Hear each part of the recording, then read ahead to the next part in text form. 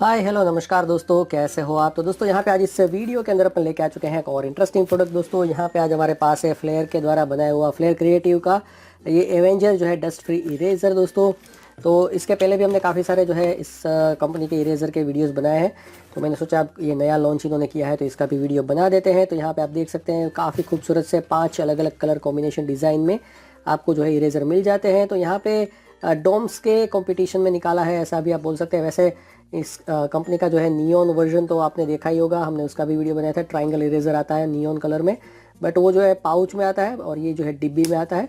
तो यहाँ पे आपको 5 अलग अलग कलर जो है इस तरीके से मिल जाते हैं। तो इसको आप लोकल मार्केट से भी खरीद सकते हैं, ऑनलाइन भी खरीद सकते हैं। तो इसकी जो है बेस्ट बाय लिंक मैं डिस्क्रिप्शन में डाल दूंगा, तो इसको ट्राई करिए और एंजॉय कीजिए। रिटर्न गिफ्ट में देने के लिए बेस्ट है। Thank you.